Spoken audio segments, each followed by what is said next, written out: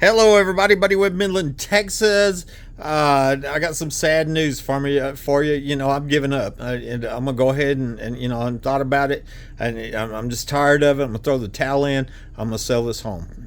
I have a little write up for you, let you understand how I feel about it. I first reported a burglary to the police in November 2010. The police who were dispatched falsely labeled me as 1096 or crazy.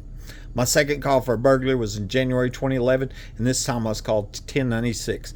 That was my first call for people in the attic. And here I was, a 27-year company man, granddad, homeowner, and I had somebody break in my house. Okay. A year later, on January 28, 2012, I was ambushed and shot by somebody standing under my home with my phone lines cut and burglar alarms going off in the attic. They had planned on me bleeding out and dying, but God saved my life and allowed me to crawl out on my hands and knees. Thanks to this murder attempt, I was left crippled, my 28-year career was over, and my name was smeared by the millions. And I still had people getting into my attic every day. I heard somebody today. It never ends. I even installed a Vivint alarm system which dispatched the police to my home twice, but the police wouldn't investigate and labeled me crazy on the report. That was in my attic. Now I know it's not personal because this is what they do to all the crime victims that report these crimes, and there's many of them. Over the years, I searched for evidence or proof. I proved that I wasn't shot with my gun, making this a capital murder attempt. I proved that there were tunnels and underground homes there with maps and witness statements. And I documented over 50 other homeowners reporting people in the attic. This is going on nationwide. All of this time, I was trying to prove to the police, and it dawns on me that they already know.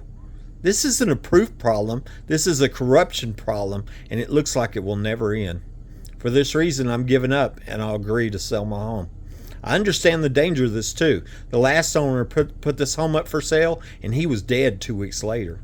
I put this home up for sale after the ex-wife tried to extort $1,800 a month from me with the threat that she'll tell everybody I was crazy if I didn't pay. I didn't pay, and that's exactly what she did with her lifelong friend, MPD Detective Rosie Rodriguez, in court. I had no bidders, and it was listed at market value. 2 months later, I was shot with my phone lines cut. That told me that they didn't want to buy my home because they planned on getting it another way. Bang, bang, you're dead, and MPD will cover it up. I'm just kind of sad because I was hoping to see justice served for me and the other victims, such as the 4 other people that I was told have been murdered, died here. I believe they murdered the guy that lived here before me. And I know there's going to be a whole bunch of people tickled to death that the truth never comes out. Okay, so if you want a home with a secret underground home in the backyard, a tunnel under it, somebody watching you and your family naked every day, here it is. It would only cost you $1 billion. If any realtors want to list this, just let me know. I calculated on what I felt like it was worth based on being crippled, poisoned, maimed, mutilated, slandered, and tortured every single day for over a decade. This might be a good deal if you're a big store who put in a tunnel to a private home that was then used for capital crimes, or an oil company who had people at the underground home in the backyard. Tell your friend, it's exciting. That's a joke, people. But I did that on Facebook one time, and all these people, they come in the woodwork and, oh, buddy, I think that's a great idea. All they did was read the headline, and they didn't read the whole thing. $1 billion. Nobody's ever sold property for a home for $1 billion. I thought it was so funny. I was laughing because they ain't on my side. They don't want to see justice served. They don't want to see the crimes to stop. Oh, they want me to move. Is what they do. Limp off and go get in the soup line. Here's an underground home in the backyard. On Google Maps, and there's my home right there. I'm gonna show you some of the old little proofs there I got on it. And here, this is my first 2 burglary calls right here. Okay, and this was my first one.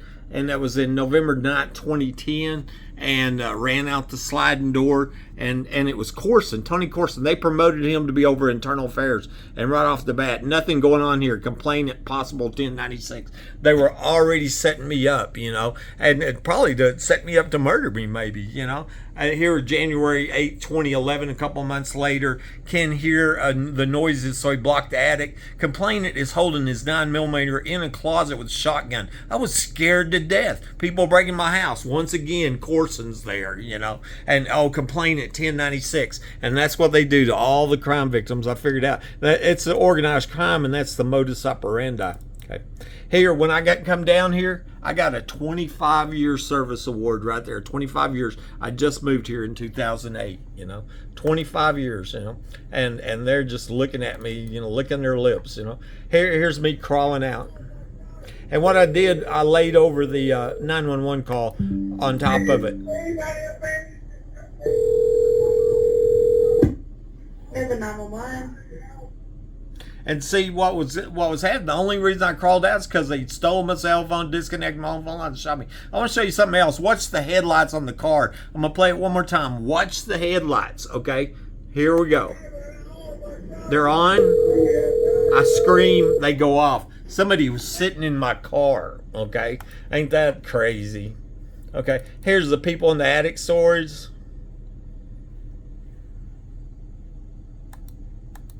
Charges after police say she burned down her home to get rid of someone who she claimed was in the attic. That's in Carlsbad. The complainant saying she can hear someone up in the attic. She smells cigarette smoke. She took her family. They're going to be waiting out front. 31-6 Geneva. Caller stating that he heard someone in the attic. 610 Jeter. Complainant's going to be a 7-year-old male stating he can hear yelling and fighting. His mother's in the attic. He can hear her being assaulted.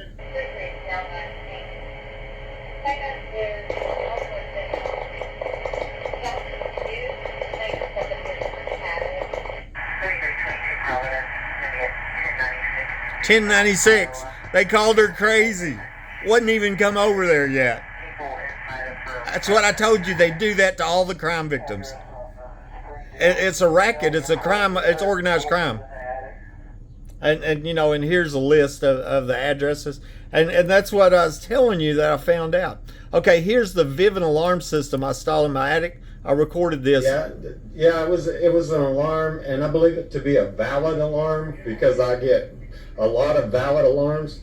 It's just the problem is that the police have been over here more than a couple times, and they won't look. And so, I don't see any big reason to call them. And that's kind of where we're at. So I just acknowledge the alarm, and then I document it, and